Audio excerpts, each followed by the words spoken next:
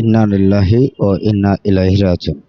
আমাদের মাঝে আর নেই সিলেটের জৈন্তাপুর উপজেলার অন্যতম ইসলামী চিন্তাবিদ, শিক্ষাবিদ, জ্ঞান চর্চাকারী হযরত আল্লামা মাওলানা আব্দুল জব্বার সাহেব।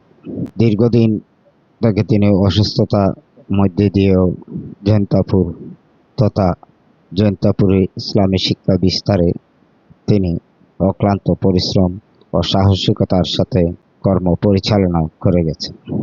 আজ সেই মহারত্নের হাজার হাজার মানুষকে কাঁদিয়ে চিরবিদায় নিয়ে পৃথিবীর যাত্রা শেষ করে মহান রব্বুল আলামিনের সান্নিধ্যের দিকে অগ্রসর হয়েছে। আমরা হুজুরের বিদ্রোহী আত্মার মাগফিরাত কামনা করছি এবং হুজুরকে যেন মহান রব্বুল আলামিন জান্নাতের বাসিন্দা করেন, সে প্রত্যাশা মহান রব্বুল আলামিনের কাছে রাখছি। আপনারা দেখতে পাচ্ছেন ফেরিঘাট রশিদ ফিল্ড মাঠে মরহুমের নামাজের জানাজা আগে ও পরের দৃশ্যগুলো। মরহুমের নামাজের জানাজায় পুরো রশিদ ফিল্ড মাঠ কানায় কানায় পরিপূর্ণ হয়ে ওঠে।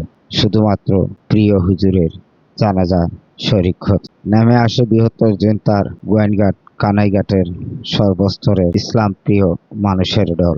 যাই হোক, মরহুম আব্দুল জব্বার সাহেব জৈন্তার ইসলামী শিক্ষা বিস্তারে এবং প্রাচীনতম মাদ্রাসা দারুল হাদিস জামিয়া আরাবিয়া ইমদাদুল উলুম লামনিগ্রাম মাদ্রাসায় দীর্ঘকাল থেকে মুহতামিমের দায়িত্ব পালন করে আসছেন। তার স্মৃতি বিজড়িত এই মাদ্রাসাটি আগামী দিনে যেভাবেই ধরে রাখা যায় সেরকম আশা প্রত্যাশা করেছেন উপস্থিত মুসল্লি একরাম সহ সচেতন মহল। সবারই একটি আশা যে জব্বার সাহেব একজন প্রজ্ঞাবান রাজনীতিবিদ, মাওলানা, বিচারক হিসাবে এলাকায় তার অবদানের শেষ নেই। তিনি নিজের দিকে চেয়ে নয়, তিনি দেশ ও জাতির কল্যাণে এই মাদ্রাসায় দায়িত্ব পালন করেছেন।